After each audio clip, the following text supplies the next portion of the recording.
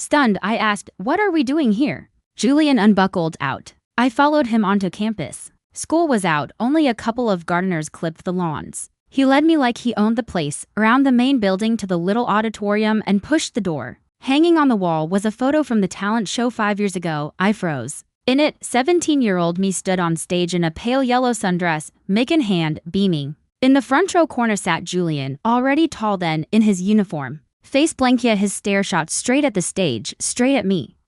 My voice shook. Julian stepped behind me, tone quiet. "The first moment I knew I liked you. That day, after you sang, you almost tripped running off stage and I caught you. I sort of remember, but I was too hyped to notice who'd steadied me. You said thanks and bolted to your friends." He paused. "You never once looked at me." My heart twisted. "And then?"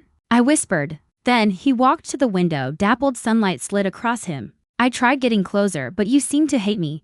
"I did not." I fired back. He turned. "Then why did you dodge me every time?" I choked. "Because I thought you hated me, because I didn't want to look pathetic." Reading my mind, he shook his head, helpless. "Melody, you never gave me a chance." My nose stung, suddenly I wanted to cry. All those years we'd missed were just my own assumptions plus his lousy way with words. After Julian finished the impromptu tour, my brain was mush. He's crushed on me for 5 years and I was convinced he couldn't stand me? The plot twist beat any K-drama. I half wondered if I was dreaming. As I spaced out by the gate, a familiar voice rang out behind me. "Melody, Julian? Is that really you too?" We spun around. A silver-haired, elegant woman in tortoiseshell glasses beamed at us. "Mrs. Clark." My eyes bulged. Our high school English teacher, still everyone's favorite, approached, gaze flicking between us until she nodded, satisfied. "Finally together, are we?" My cheeks combusted. I stammered, "And Mrs. Clark, you've got it wrong. We're not?"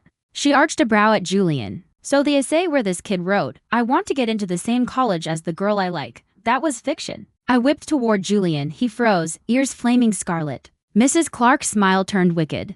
"Melody, you probably don't know, he gave up foreign universities just to follow you here." Me, Julian, the air solidified. Clearly enjoying herself, she added, "Oh, and Melody, remember those anonymous notes senior year?" I blinked. "What notes?" "Every month after exams, someone tucked a secret prep notebook into your desk." She adjusted her glasses. Perfect penmanship, crystal clear key points, solution strategies spelled out. My jaw dropped. That notebook, the one that vanished after finals and left me searching for months? I'd figured some secret brainiac admirer, maybe the boy next door valedictorian. Turns out it was Julian staring at him. I couldn't believe it. He looked away, voice low. "Just something I did on the side." Just on the side? Who else keeps a streak going for a whole year without even trying? Mrs. Clark grinned like an old fox. "All right, I won't play chaperone anymore. Melody, come visit the campus when you're free. The faculty still talk about you." With that she sauntered off, waving stylishly, leaving Julian and me standing there, one of us crimson-faced, the other with ears so red they could drip. The ride back was terrifyingly quiet. I hugged my boba latte, and suddenly remembered a TikTok I'd scrolled past a few days ago. A laugh burst out before I could stop it. "What's funny?" Julian glanced sideways at me. I tilted my head. "Julian, don't you think we're exactly like that TikTok?" "Which one?" "The one that goes," I stretched the vowel on purpose, "Congratulations, you won. Too bad the ticket expired." His fingers paused for a millisecond on the steering wheel. I pushed on. "If I hadn't spammed you with voice notes by mistake, were you really planning to stay silent forever?" He was quiet a beat, voice low. "Yeah, why?" "Because I was scared you'd hate me." I froze. Sunlight poured through the window, tracing the rigid line of his jaw, and it hit me. This man everyone thinks is carved from ice is actually afraid. Afraid of rejection, afraid of being disliked, afraid we couldn't even stay friends. My nose stung. I muttered, "Idiot." Julian didn't catch it. "What?" I turned to him and put on a fierce scowl. "I said if you'd confessed earlier, our kid could be old enough to fetch soy sauce by now." The car jerked to a stop. Julian looked at me, eyes dark and bottomless. "Making it up now isn't too late." "Hold on, that's not what I meant." When Julian said, "Making it up now isn't too late," I thought he was joking. Turns out he was dead serious. Next morning I opened my door, half asleep, and found him in a crisp suit, breakfast in hand, calm as if he were presenting a term sheet. "Starting today, I'm officially courting you." Me? Who on earth pursues someone with that boardroom tone?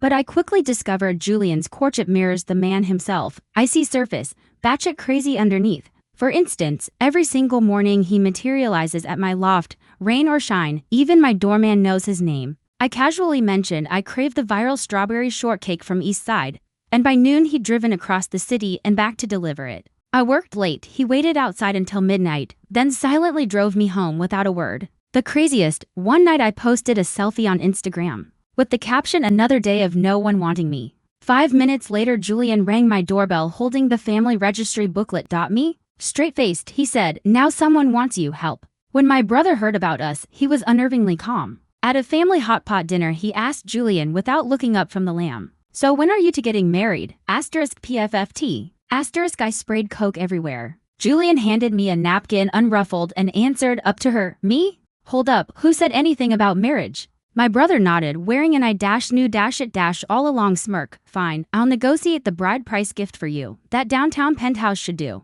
Me, Derek. Julian, deal. Could either of you consult me first? Dating Julian felt like meeting his secret identical twin. More precisely, he only shapeshifts when we're alone. To the outside world, he's still the untouchable Mr. Sterling, but with me, Melody. He trapped me in a corner of my office, voice husky. "How many times have you checked out that new hire today?" Me, it was one glance. His eyes narrowed. One glance is still too many. Then he kissed me until my knees buckled and I had to cling to him. This isn't an iceberg, it's a live volcano. One night I was curled on the couch scrolling when a random thought struck. Julian. I poked his waist. "What did you actually write in that college entrance essay back then?" His whole body tensed. He pretended to study the file in his hand. "Don't remember." Liar. I lunged for the file. "Mrs. Clark said it was about me." He sighed, pinned my flailing hands, then pulled an old notebook from the shelf and handed it over. My secret prep notebook, the one I'd hunted everywhere, had found its way back to him. Stingy bastard. I flipped to the last page. A folded essay sheet slipped out, the handwriting bold and neat. "I want to go to the same college as Melody. I want to be with her. I want the future with her." Dated 1 month before our entrance exam. Tears blurred my vision. Julian wrapped his arms around me, chin resting on my head. "Now we have that future." 3 months later, he proposed. Flowers, balloons, the whole romantic shebang. He slid the ring on and said, "Melody, marry me." Looking at his trembling fingers, I laughed. "Sure." He froze, obviously expecting a longer negotiation. I leaned in to brush his lips because I know a certain idiot has waited 5 whole years for this day. Julian crushed me to his chest, shaking with relief. Perfect, love in its best form, catching up on every single day we almost missed. Together, the end.